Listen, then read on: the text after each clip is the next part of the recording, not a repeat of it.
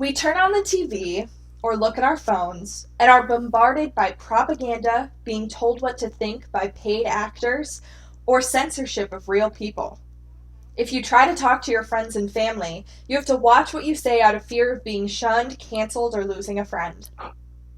So what are normal, average, non-paid people thinking about politics today? What are they thinking? I'm Lauren.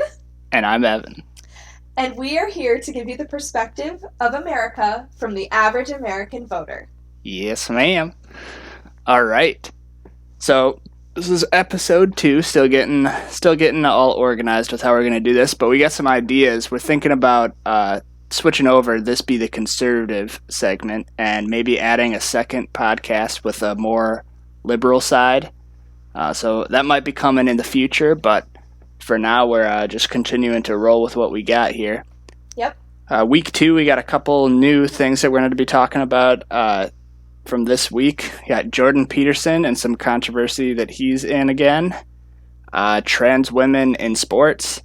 And then the Wisconsin GOP shutting down Governor Evers's weed bill. Yep. And before we get into our topics today, Evan, what are we drinking? You got a little margarita. Should we cheers? Oh, yeah. Okay. In honor of Cinco de Mayo week, right here. Cultural. Yep, so Cinco de Mayo was last Wednesday. Unfortunately, Evan and I were both working, so we did not celebrate on the day, but we thought it would be So we fitting. got it today. Yeah, we thought it would be fitting to include it into our podcast this week. Bet. So, to start off our topics, we will be starting with Jordan Peterson and the Captain America comics. All right, yeah, this is great. So Jordan Peterson is like a huge role model for me, somebody that I listen to a lot, his lectures and everything. And he's, over the years, kind of become a controversial figure for some reason. And now this week, the new big thing, he was on Ben Shapiro's podcast for like a full hour special, which I watched. It was pretty good. But the main thing that's new that came up is a new Captain America comic. Has him depicted kind of as like a parody of Red Skull, who's apparently the arch nemesis. One of the Is that how it goes? Evan and I aren't comic I'm book not into people.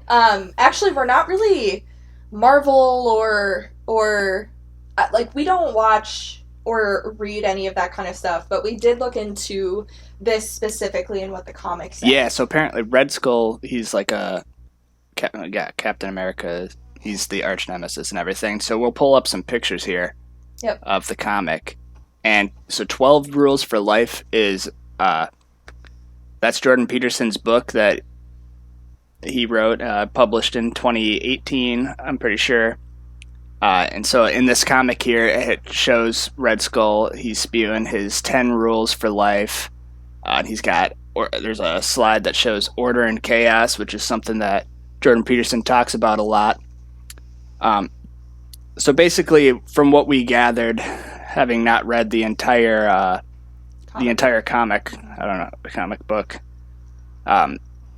Basically, Red Skull is out. His way of causing mayhem is he is radicalizing people on the internet, specifically men, and he is trying to get them, presumably form some kind of like army or something.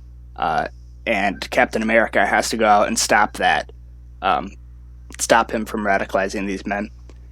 And how that ties into to Jordan Peterson is it's kind of basically saying that that's what Jordan Peterson does. A lot of his lectures, a lot of his audience is men, but it's not really specifically geared towards them. And I know his 12 Rules for Life, that was a great book. I listened to it, a podcast version, or audiobook version. Yeah. For Christmas, yeah. Yeah. That was fun. If you read through his rules, there's nothing real controversial about it. Actually, should we read through them? Yeah, so Evan and I, at the beginning of the year, wanting to better ourselves, listened to this book, driving 8 hours from Tennessee back to our house, and we were so inspired by what he said that we posted his 12 rules for life on our bulletin board, along with 2 vision boards, one for me and one for Evan. So right now his rules are up on the board. So Ev, you want to read through? these are his rules. So tell us if you think this is controversial. Stand up straight with your shoulders back. Treat yourself like someone you are responsible for helping. Make friends with people who want the best for you. Compare yourself to who you were yesterday, not to someone else, to who someone else is today. Do not let children do anything. Do not let your children do anything that makes you dislike them. Set your home in perfect order before you criticize the world. Pursue what is meaningful, not what is expedient. That last one. Set your house in order before you criticize the world. Like, that's his motto. Like, so good. And what? Keep going, though, and then we'll talk Pursue about what is meaningful, not what is expedient. Tell the truth, or at least don't lie. Assume the person you are listening to might know something you don't. Be precise in your speech. Do not bother children while they are skateboarding. And pet a cat. Is that? Yeah, that's real. Pet a cat when you encounter one on the street. Listen, that's my favorite. I have many a time. Oh, you should definitely read the book and encounter drunkenly cats on the street. Yeah, but you should definitely read the book and see like his reasoning for everything is great and super motivating and super like it's all about taking accountability for your life and helping yourself be happy. The point of his book isn't to radicalize anyone. The reason we sat and read those rules to you is to show you that, like, the fact that the Red Skull is this villain who has the 10 rules for life and he's evil is so bizarre, taking into consideration what Jordan Peterson's 12 rules for life is. He's like the typical, if you think about buying a self-help book, I mean, it's a fabulous book, but that's like kind of along the lines of what it is. It's not like trying to make anyone radical or angry. And real quick, I'd like to read the comic strip so that we have a better understanding of why the Red Skull is supposed to be bad in this capacity. I have it up and we'll show it on the actual screen while I'm reading through it. But Captain America says, "It's all the same for them. Young men, weak, looking for purpose. I found the flag. You found the badge. They found the skull." He tells them what they've always wanted to hear, that they are secretly great, that the whole world is against them, that if they're truly men, they'll fight back. And bingo, that's their purpose. That's what they live for, and that's what they'll die for. When I first read through this comic strip, I was like, that's quite a villainous agenda. How dare we give men purpose in life? Right, and there might be more to it in the rest of the comic book, but that is essentially, I mean, there's no denying that that's parroting Jordan Peterson. And it was written by, what's his name? Ta-Nehisi Coates. We have a book, part of the Hillsdale curriculum, right? Yes. You got to read that? I went to Hillsdale College, for those of you who don't know. We read Ta-Nehisi Coates as part of our curriculum for one of my classes that I was taking. I believe it was 20th century America or political economy in America in the last decade or something along those lines. And contrary to popular belief, Hillsdale College did not brainwash me. I mean, if we're reading this radical liberal, as part of our curriculum, I'd like to go ahead and say, like, for everyone who thinks I'm indoctrinated because of the education I've received, first of all, you're wrong, and second of all, you should look into Hillsdale College, and second of all, we have his book, actually, on our shelf as something that I've read. Ta-Nehisi Coates a radical liberal? I would say so. I don't know much about him. But you can't talk bad about Jordan Peterson. That's my man. Well, it just goes to demonstrate that, like, we encounter different belief systems every single day. This guy's also kind of a philosopher. He talks a lot about what's going on in America and the mindset that we have, especially when it comes to race. And Jordan Peterson is trying to quantify the world into certain terms as well. Right, and to be taking Jordan Peterson's message and making it out to be the bad guy in a comic book that's going to be geared towards children, that to me is real messed up. Yeah. Because he has a great message, and it's Yeah. something that should be shared and not like, well, I'll follow up with this. So this article talking about the whole the controversy talks about Jordan Peterson. Says Peterson, 58, is a contentious figure having amassed a substantial alt-right following by styling himself as an opponent of political correctness. Jordan Peterson identifies as a classical liberal. He's not. Nothing that he teaches has anything to do with an alt-right agenda. I haven't learned anything about conservatism from him. He's a clinical psychologist. He talks about how you can learn and better yourself and the steps that you can take to live a more meaningful and happy life. Again, reading those 12 rules, none of those have to do with politics at all. Yeah. Literally well, he does none of talk it. a bit about politics, but really the only thing that he's done is he comes out against the far left on certain issues, specifically with banning hate speech and political correctness, that type of thing. He's a big proponent of freedom of speech, which I support as well. Yeah. And you look at me like I don't. I hope you do. It's one of the best things about the U.S. There have been a couple instances this week in court. I'm a baby lawyer, again, for those of you who don't know, where there were people who were in contempt of court, and I was telling Evan about it vaguely, and he was like, well, I don't really think that, those people should have been arrested, and I was like, it's the only thing holding the court together. We can't have people screaming at the judge, like, I promise this is for the best. But that's why he looked at me like that. I am a large proponent of free speech in many capacities, but free speech isn't a complete right, and we've known that the whole time. Well, that's one of the reasons why we just everyday citizens can come and make a podcast talking about politics. Yeah. We don't have to fear that we're going to be struck down by the government. That's a great thing in my eyes. Fabulous. We don't have to censor ourselves too much, a little bit. Yes, but not too much. Exactly. That's all I mean. Exactly. Yeah. And definitely not in our beliefs that aren't hurting anybody. When you're screaming profanities at a judge in the middle of a trial, you can be arrested. That's, whatever. Anyway. All right. So definitely look into Jordan Peterson and come to your own conclusion on if you think that he's radicalizing people on the internet. Yeah. Is he the Red Skull of Captain America that's just trying to get men angry? Is he alt-right? Or is he just really trying to make you a better person with his work? He helped me, for sure. Yeah. Oh. Well, we love him. I mean, enough to put him on our board. And I know, okay, so like some of the rules at the end when they talk about do not disturb children who are skateboarding and pet every cat you see. Read the book. Okay. I was going to say, don't take it so literally. He goes into really good. And the new book, 12 More Rules for Life. I got to get it. So good. Anyway, that's all we have for topic 1. Very good. So moving on next to trans women in sports. Yeah. I'll let you take the lead on here. Yes. So there are 4 subcategories that I want to go over in order for us to have a fruitful conversation about this, and I'm going to run through those 4 quickly before we go into depth of any of them.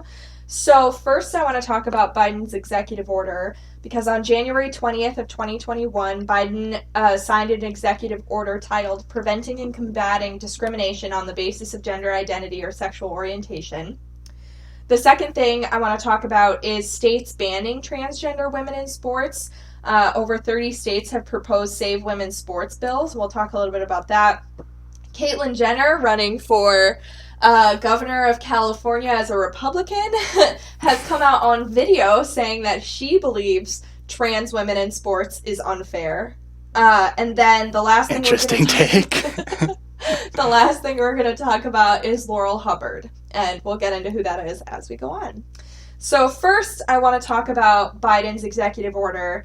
So, like I said, it was signed on January 20th, 2021. I remember this day because when I saw it, I posted on social media about it and was like, Biden's erasing women. The end to women's sports. Yeah, that was the trending hashtag at the time.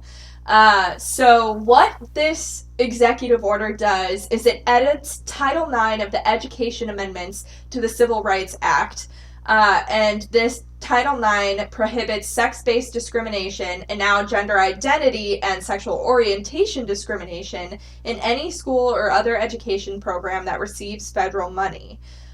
So the wording of the executive order specifically says children should be able to learn without worrying about whether they will be denied access to the restroom, to the locker room, or school sports.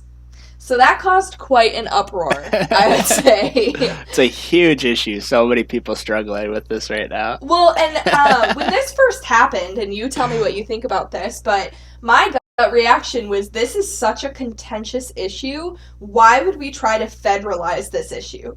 Like, states specifically are the experimental stage of law. States enact laws where stuff happens, and then eventually there might be a national standard that needs to be set. This was the case when it came to same-sex marriage, but Biden just out and out, without any warning, signed this executive order just after being inaugurated. So, yeah, what do you think about that executive order? I don't know. It's hard for me to even talk about this topic because it affects such a small percentage of the population. Not that it's not important to talk about. Like, just because it affects a major minority doesn't mean that it shouldn't be something addressed. But I have my own personal beliefs on the whole handling of that. But in terms of how it directly affects women in sports, I think it's a huge issue. Yeah. We'll get into a little bit more of like the sports aspect as we go through, because I'll read you some of what the states are doing, the NCAA, the Olympics, and that kind of stuff. And we've already seen like a lot of I don't have specific examples, but I've heard of a lot of examples where like high school records just wiped from a biological male that identifies as a woman. Right. Riddle me this. Okay. Yeah. Why do we have separate sports for men and women in the first place? Because men are biologically stronger, faster. Right. It's not exactly. It's not competitive, but yeah. Yeah. Women should have the ability to compete against each other, just like men have the ability to compete against each other. Right. Separately. So, in reaction to Biden's bill, we now have seen that over 30 states have proposed Save Women sports bills, which essentially are banning transgender women from competing in sports, which just means men who identify as women can't compete in women's sports. So, in terms of the NCAA, which in the United States is the governing collegiate entity when it comes to sports, allows transgenders to compete on a women's team after completing at least 1 year of testosterone suppression treatment. That's it. What? Wait, what? 1 year of testosterone suppression. Well, fucking treatment. A year's worth of soy milk and then you're all good. Just pumping a little bit of steroids and grow some titties and it's like, great, okay, sorry, that was not PC. So for the Olympics, it's a little bit more stringent. Yeah. An athlete must declare that they're female and have identified as a female for at least 4 years prior. Wait, that's the rule? One of them. Okay. I'm going to go into the rest. I did not know that was a thing, but that's interesting. I think the whole reason is they don't want men just saying that they're female competing and then going back to being a male. Well, obviously. But that's the point of that rule. Yeah, but okay. I think Okay, continue with the other rules, and I'll just say what my opinion on what the rule should be. Okay. Actually, the IOC, or ICO, hold on, let me double check. So I think the next rule you were going to talk about is the testosterone level. Yeah, I was. And that was relevant because there was a biological female. She was born intersex. Yeah. So it was a real she had ovaries, she was had born, fallopian tubes, had a uterus. Yeah, assigned female at birth. but because of genetic mutation, you could Yeah, call she that, had she had high levels of testosterone and couldn't compete right, as a woman. naturally high levels of testosterone, couldn't compete in the Olympics, and didn't want to take testosterone Which sucks. suppression. That's a hard case to deal with because it's such a like that doesn't happen often. Well, and it's not her fault. It's It's not her not something fault, she right? chose. I mean, I guess people say that about transgender people also, but Yeah, but people are dumb. I'm going to keep going with the rules. So the IOC, I'm guessing that's International Olympics Committee. Good guess, I Thank think. you. Thank you. Sounds about right. Yeah, is the governing entity on these rules, and they said that they're actually developing new guidance to help ensure that athletes, regardless of their gender identity, can engage in safe and fair competition. So these rules might not even stand long term, but they will be for this summer. Okay, so I'm gonna keep going. Okay. Testosterone must be below a certain level for at least a year prior to competing.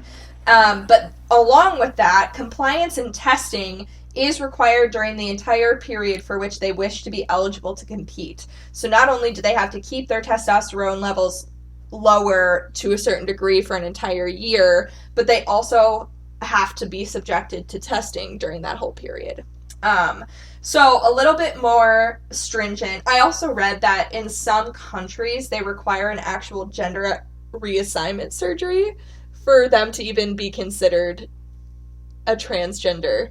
But those are like specific to the countries. Okay. Yeah. So those are the rules from the IOC. The reason that this is relevant is because... Can I say what I think the rule should be? Yes. Yeah. I think if you're born with a wiener, then you're a dude. Well, what about the girl who was intersex? She was born with both.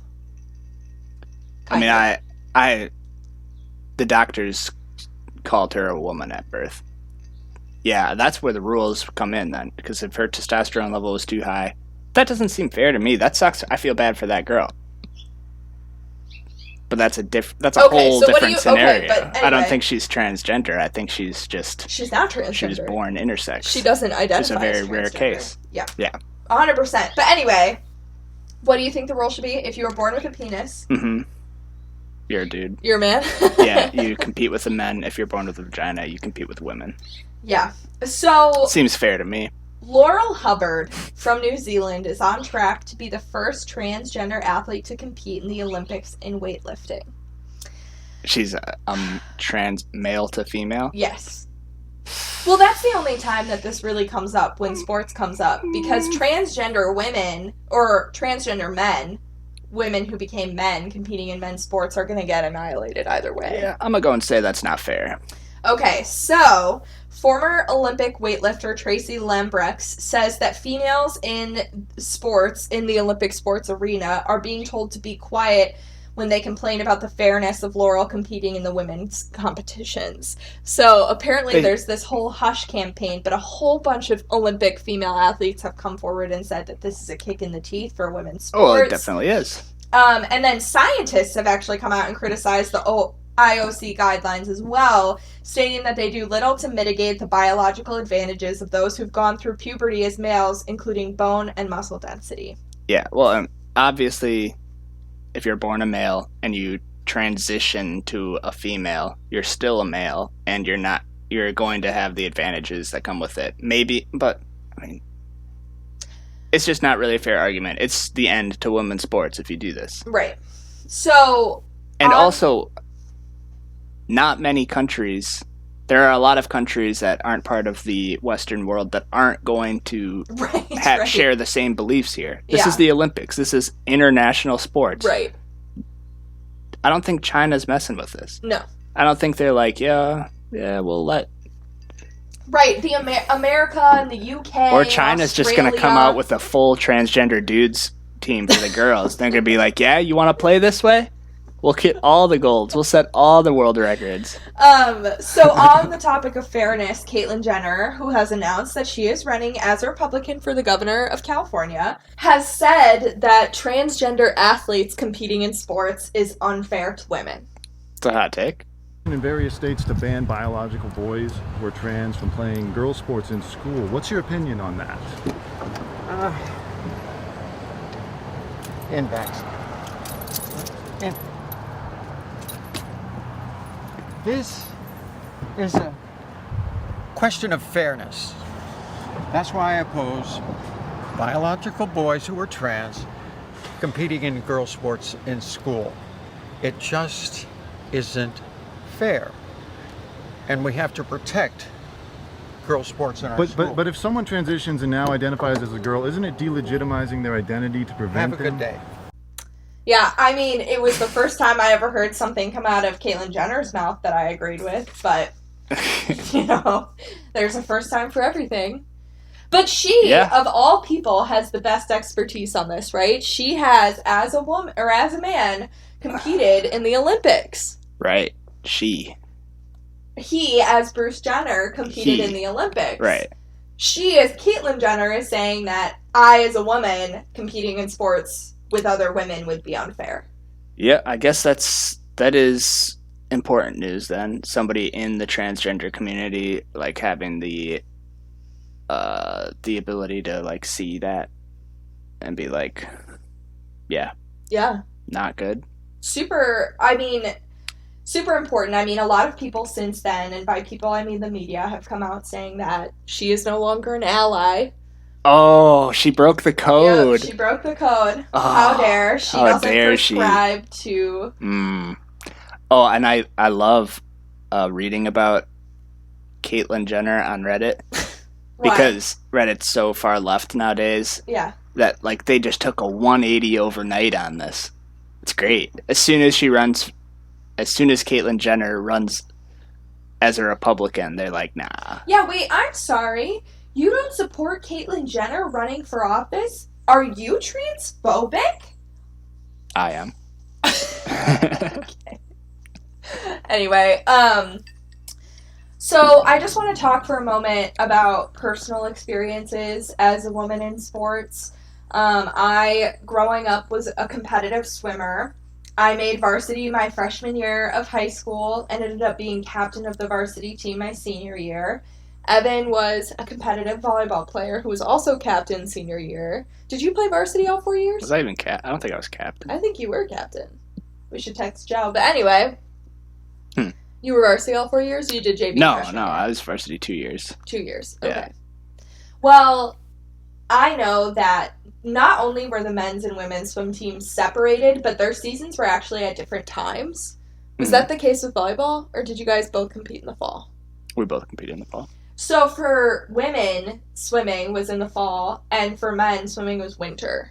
So it was like December to April or whatever. Okay.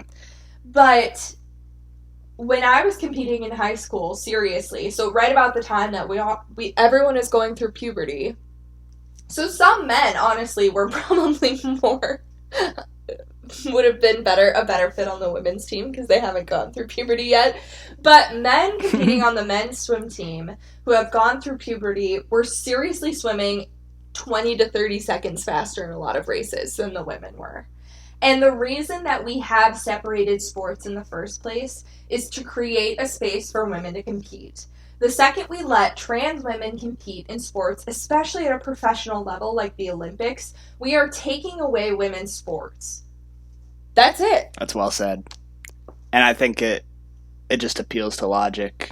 Like, you want to talk about a glass ceiling above women? We cannot compete with men. Physically. Seriously, we can't. It's a scientific thing. Well, you're faster than me swimming. Not if we both trained. If we both trained, like, and I cut my wiener off, in... maybe I could break your record. Right. I'm faster than Evan right now because I'm in better swim shape than he is. Maybe. But that being said, there is no way physically for women to compete with men, and the second we let men, biological men, there's not a world compete in women's sports, we are taking away women's sports and the place for women to be involved in sports. There's not a world record where a man has a slower time than the world record woman. So I'm gonna look up if you just cut that person's wiener off and change the women's world record, it's just dumb. So the 100 freestyle women's record. Freestyle, 47 seconds. is 51. 51.71 seconds. Sheesh. For men,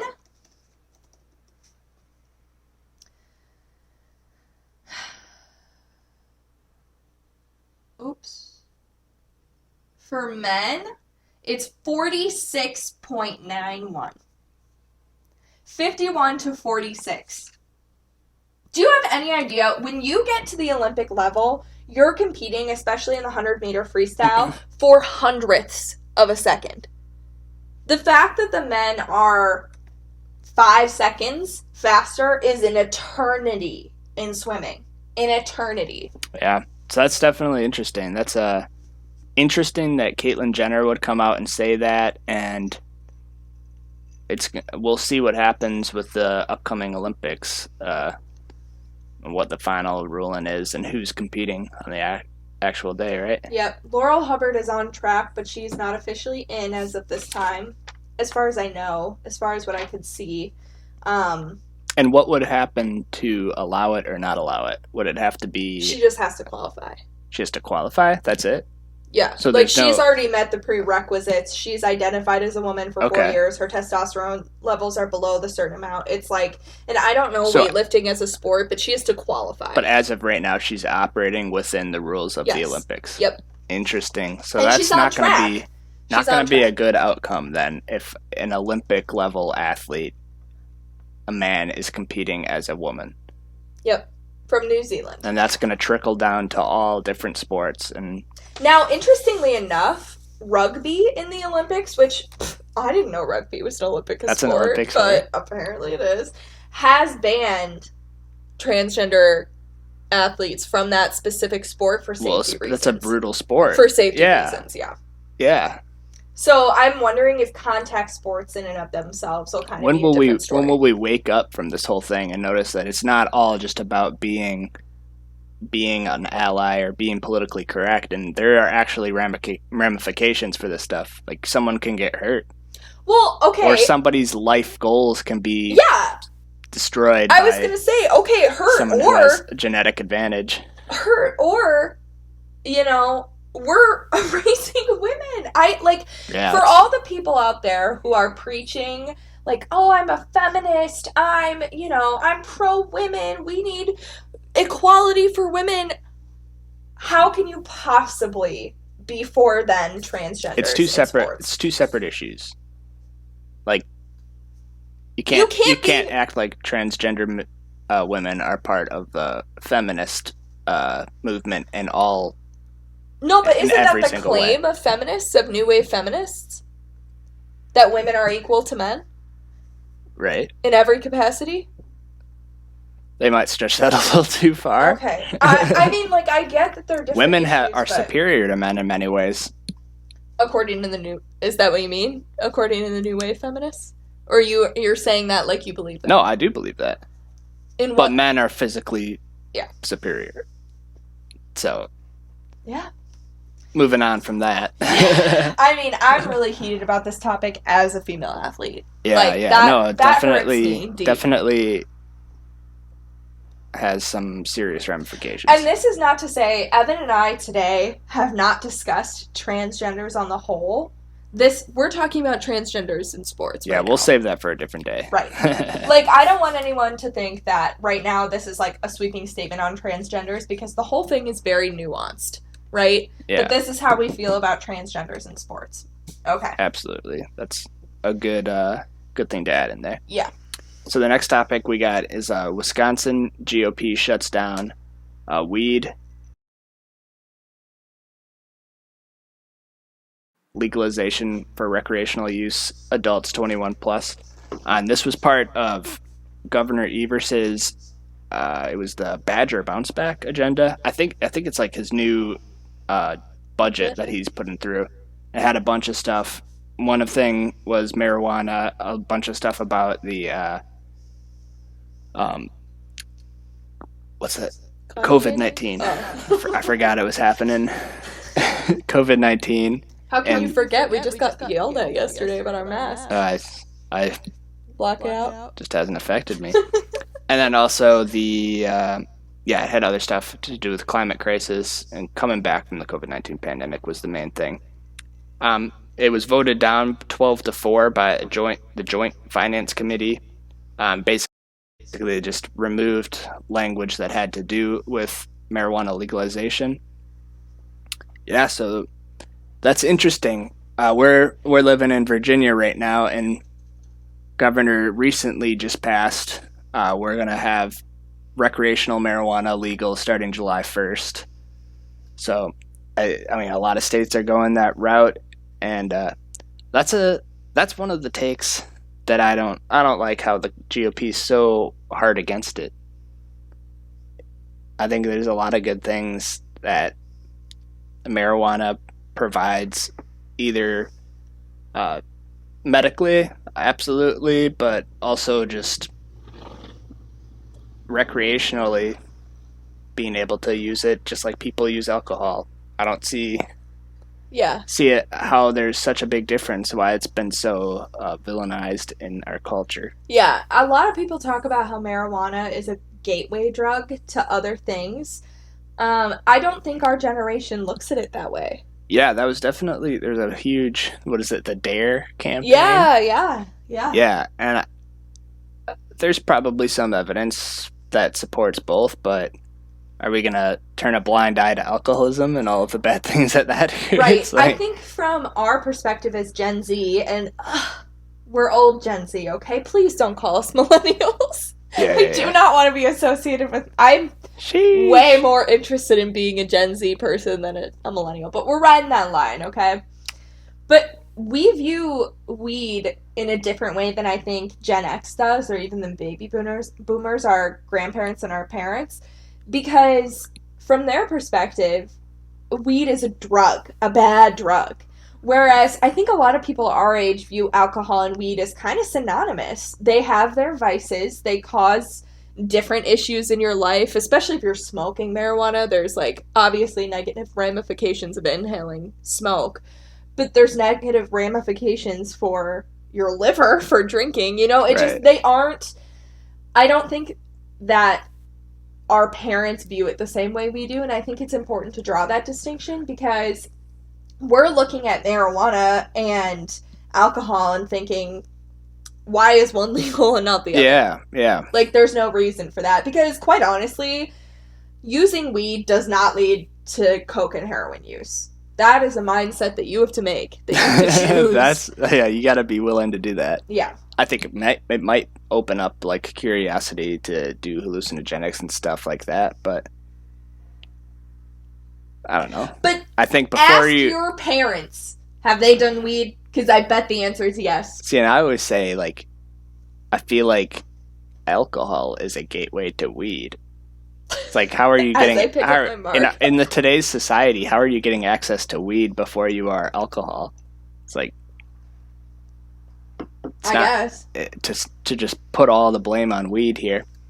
But I'm definitely pro legalization, and I've gone back and forth on that recently, trying to decide. But like, as a libertarian, it's just, have you gone back and forth? Yeah, because sometimes, I mean, there's a lot to it. It's a really nuanced discussion. Well, like, what is one thing that makes you question whether weed should be legal? So let me think here. Because I automatically assumed you would just be all for it. So what are those things that are making you hesitate?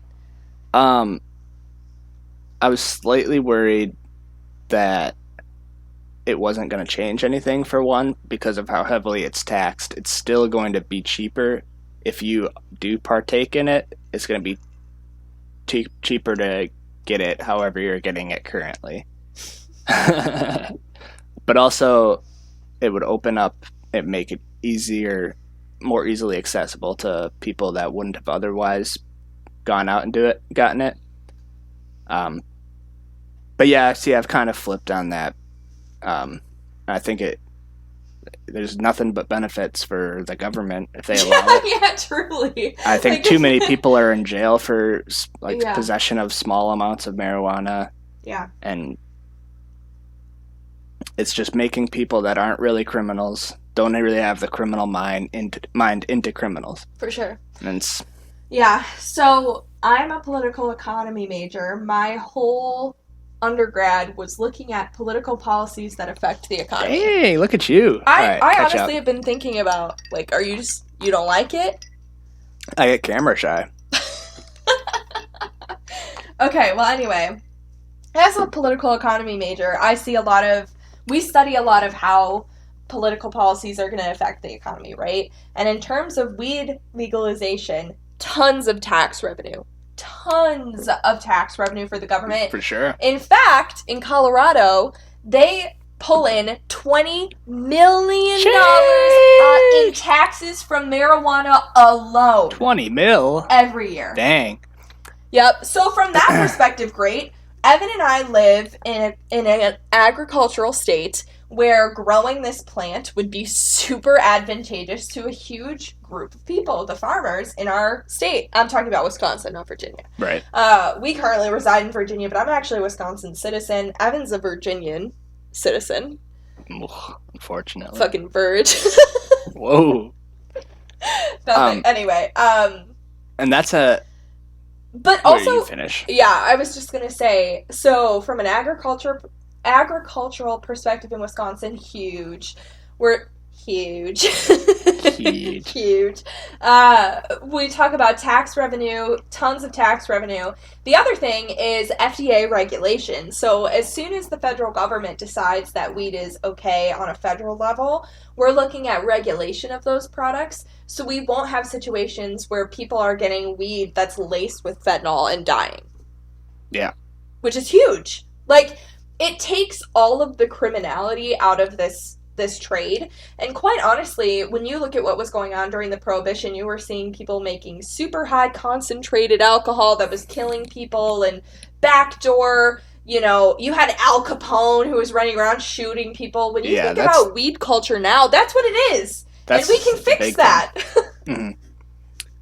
Right, and that's a big thing, helping the drug trade going down on the Mexican border and everything. Well, and that's ideally a criticism. That's a criticism I have of Ronald Reagan and the war on drugs. Yeah, but I don't think it was well handled. Yeah, and in many ways. But oh yeah, so I was saying you were talking about growing and everything, and that's another part of Governor Northam. His is that the Virginia governor? Yeah. So is it Northam or Norham? Northam. Who cares? He sucks. But part of the new legalization thing is Virginians can now grow up to 4 plants in their own backyard. 5, and you are put in jail. Jail! How dare you think you can grow plants in your own backyard? Wait, really? It's jail? It's not like a fine? I don't know, man. Oh, okay. But regardless, why are they putting a number on it? It's either legal or is it not? Because there are standards that the FDA holds, like, mass growers to. Okay, so it's 4 for personal use. But what if you want 5 for personal use? I think they're drawing a line. Probably to prevent people from dealing and losing out on the tax revenue. They're just drawing a line on where they think... Yeah, I guess that makes sense. How many you need for personal use versus how many you need to deal. And it must be something like... I'm sure there's regulations like that for a lot of things where you have... If you're growing maybe more than 5, then you have to get a license to grow. Right.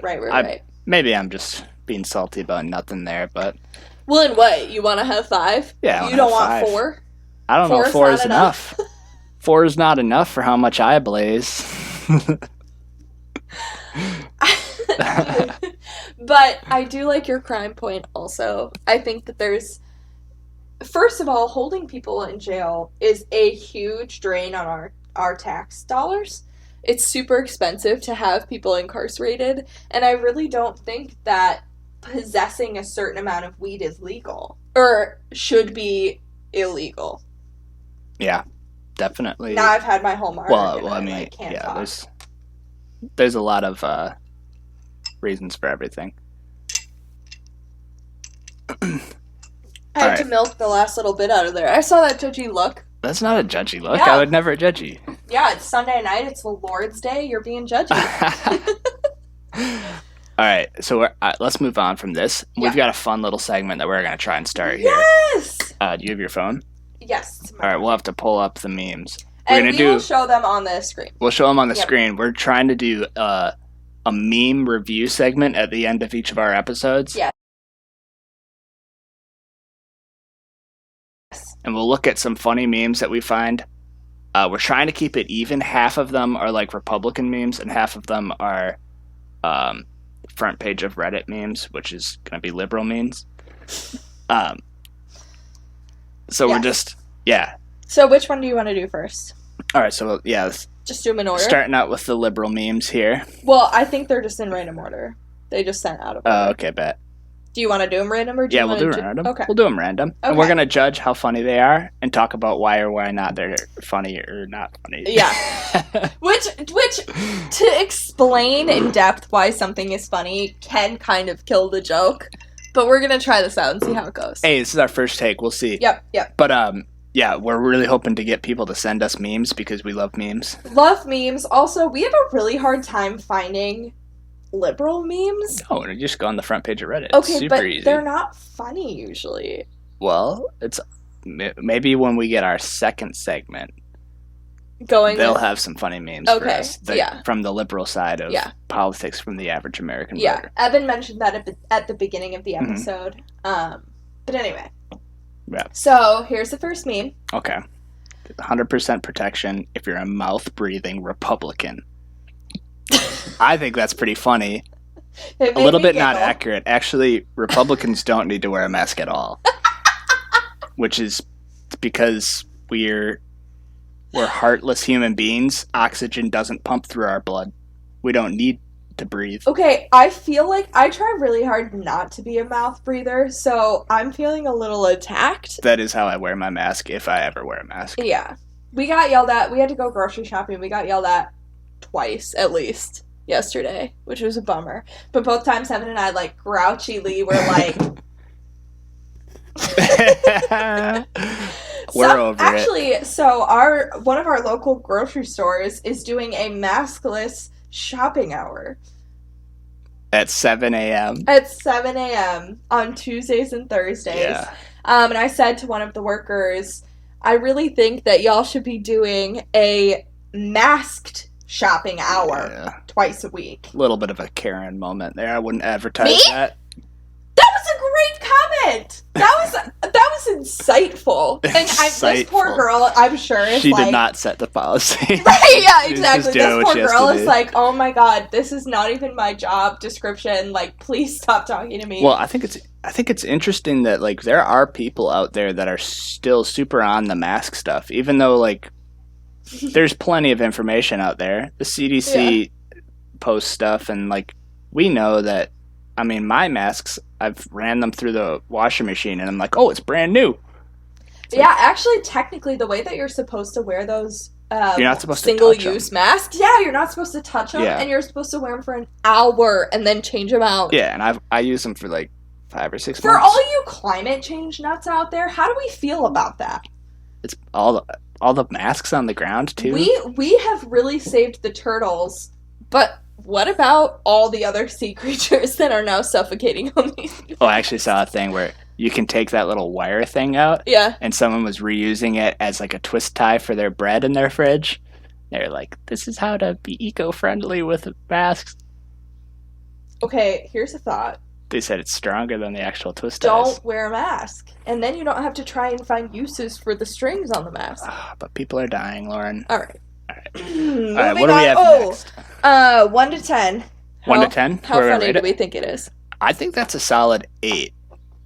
Because it really is putting a lot of hate on Republicans. And I think that's what they're going for. Yep. And I think they like that. Mouth breathing, that hits me kind of like right where it hurts. That's like a, oh. Yeah. And in terms of a liberal meme, honestly, it's one of the better ones. I'd give it an 8. An 8? Okay. I'm going to have to go 7. Because I think you're right. It's not 100% accurate, but... that is how I wear a mask if I wear one. And I think they're trying to, like, insinuate it's protecting people against Republican ideas, ? Because they're muzzled? No? Okay. I don't know. Okay, here's our second meme. All right. Americans on their way to get their COVID jab so they can be healthy. So this is, I wouldn't say this is liberal or conservative. This is more just You would hope anti-vaccine or pro-vaccine, which every person has their own opinion on See, the matter. I don't even think it's so much anti or pro-vaccine as I think it's criticizing the way that we're handling COVID. That's true, because you can be all for getting the vaccine and be also super be like, healthy. well, you're fat and not doing anything for your health. So or Evan well-being. and I have said on multiple occasions that, to each other, not on the podcast, that if people were really concerned about the health of other people, there would be gym advertisements, vitamin advertisements, campaigns to get people to drink more water. One of the highest comorbidities of COVID is heart disease, which is a direct correlation to being overweight or obese. Yeah. So vitamin D, I heard early on, was like super good. A lot of people are vitamin D deficient, especially during, and yeah, it's one of the things that really helps. So this meme, I think, really hits home because there's a lot of people out there who are thinking that the COVID vaccine is like the end-all be-all to protect them from COVID, when in reality, the best thing you can do for yourself is keep yourself in shape and healthy. Yeah. Healthy people are not at a huge risk from COVID-19. Not even a minimal risk. Yeah, they're not. They're at virtually a negligible risk. You should be about as scared of COVID-19 as you are of the flu if you're a healthy human being. Right. Which is, I don't want to get it. In Evan and my BMI and age range, we are more likely to die of the flu than COVID. That's true. So... And I've never thought about possibly ever dying from the flu. Me neither.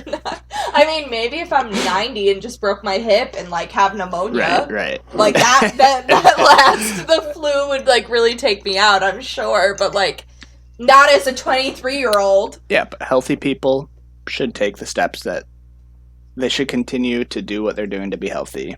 Yeah. And yeah. Okay. I like it. I'll give it another 8. Okay. I'm going to go 9 out of 10. 9 out of 10? I'm going to be a little bit more picky. Okay. But, I think that this really hits some and I do like good Family Guy issues. too. Yeah, Family Guy's funny, but That's like funny. This is one of those things that I've recently realized about COVID. 100% this is true. If this was really about health, we would be seeing health campaigns, and we're not. Yeah, not free donuts. Yeah. Who was it? Oh, Budweiser now is the other thing. Budweiser. You can get a free Budweiser. Free donuts and crappy beer. And beer. Okay, crappy beer. You like Natty Light. Yeah, Natty's way better than Budweiser. Alright, we're moving on to the next meme. Breaking news. Chicago Police Department has replaced all sirens with the national anthem to force suspects to stop running and take a knee. How do we talk about this? This is hilarious. So obviously, if I'm going to break this down, and it's going to become not funny because I have to break it down. But obviously, in protest, members of the Black Lives Matter organization have been kneeling to the national anthem to be demonstrative of inequality towards black people in America. Colin Kaepernick was the first one to do this. It's Kaepernick? Sheesh. Okay. Colin Kaepernick was the first one to do this a few years ago. There was a whole controversy about it. I mean, he was fired from the NFL. But since then, I believe that's very well known. I think everyone's following that. But since then, teams have either taken a stance or not taken a stance on whether or not people need to stand or kneel for the national anthem. I know in the NFL, no one can kneel, right? I don't know. They get fined. We'll see what happens this year. I'm pretty sure they get fined. So the other funny aspect of this is the Chicago Police Department. Because Chicago is such a high crime area. I mean... Yeah, and I think this is effective police reform. I think it's very funny. This is effective. You think this should be implemented? Yeah, definitely. Yeah. I think it would work. Yeah. But unfortunately, I'm gonna give it a 4 out of 10. Why? Because I'm an ally, and I think that's racist All right. somehow. See, I'm gonna give this one a 10 out of 10 for the ingenuity, the joke, and also the fact that they just hit so many different issues in one meme. It's pretty good. Yeah, it Police was a good brutality. blanket. Oh Like, my gosh, it just hits a whole lot. 10 out of 10. Seriously, I when you showed me this meme, I was like, shoot. It got funny. me thinking, It's man. funny. But it's racist. Whatever you want to say. Okay. All right. I'm pretty sure this is from the liberals' Yeah, perspective. yeah. African Americans have done more to fight government tyranny unarmed than the NRA will ever do. Change my mind. Little Stephen Crowder there. I like the Steven Crowder. I've actually pitched this idea for my campus. I think that we're going to try and do a change my mind thing. You're gonna sit down and do it? My group, the Federalist Society. I think it'd be funny. I think it's a good platform. Obviously, it's kind of the point is to get crazy people to talk and say stuff that they'll regret. So it's a little polarizing and all that, and that's the point of it. Right. He's a comedian, Yeah. not.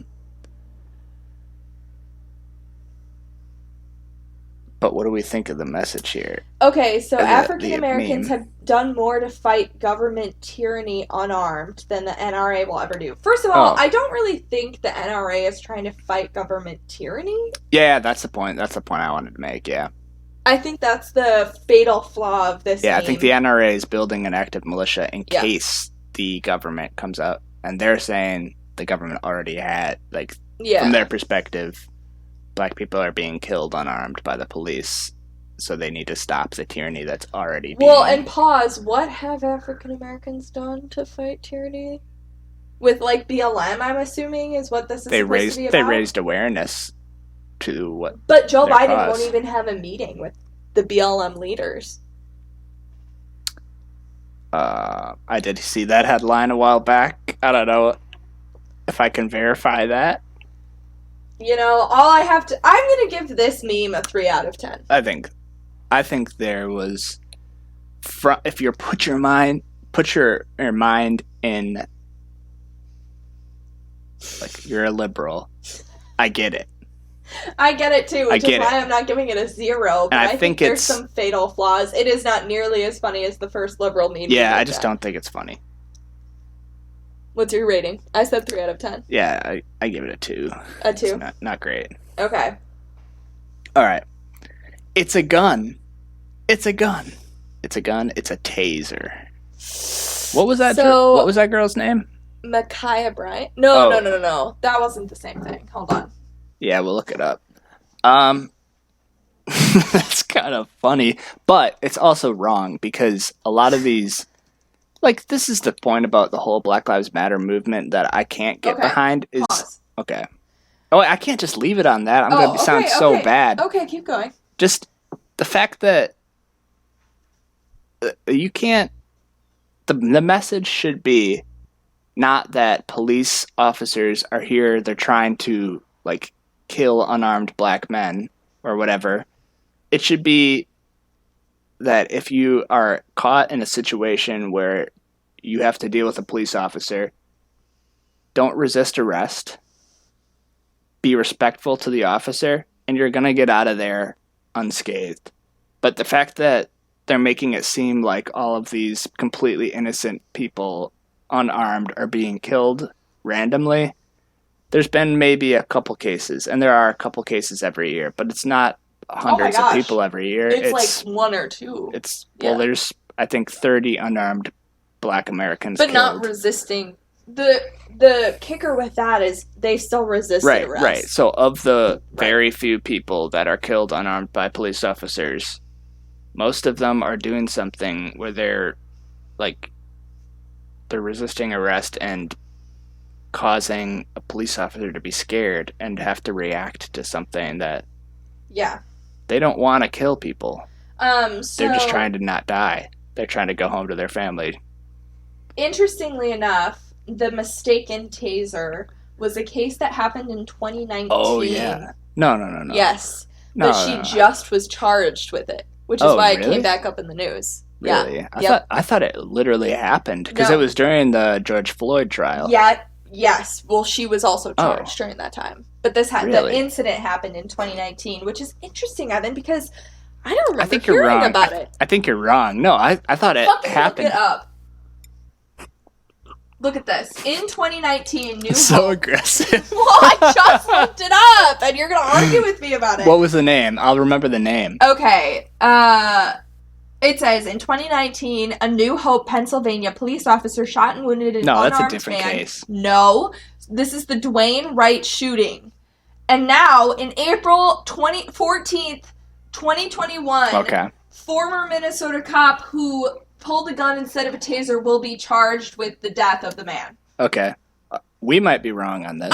We're not wrong. But if we're not wrong, that's interesting how the media and how everything, like, it makes it seem like this stuff is... I literally thought that had happened. No other case comes up. It's all the Dwayne Wright murder.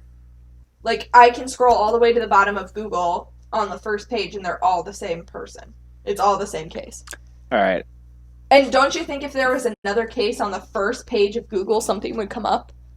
Those fucking propagandists. All right. We're no experts. So I actually want to save police brutality for like a full topic in and of Yeah, itself. there's a lot to talk about. Yeah. So all I'm going to say is I think this meme is kind of funny in terms of there have been a lot of situations where people are claiming police officers think somebody has a gun when they don't actually. It is funny. And I like the layout is easy to read and funny. I think the point is well taken.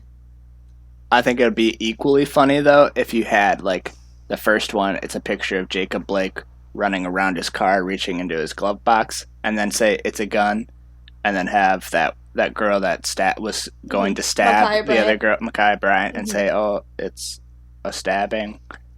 And then, like, with George Floyd resisting arrest and popping fentanyl and all everything, and then say that, and then, yeah.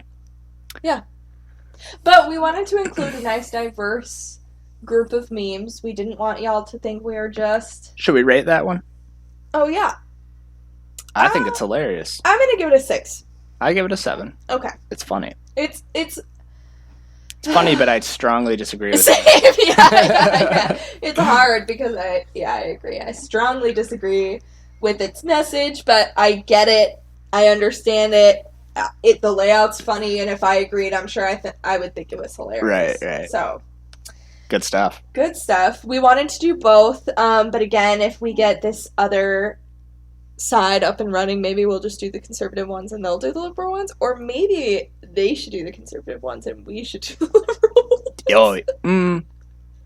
Yeah, we'll see. Hopefully we get that started soon. Yeah. But for now, this is about all we have today. Yeah, so I feel like we've really given y'all the perspective of America from the average American voter. Oh, this week? Yeah. That's right. It's been fun hanging.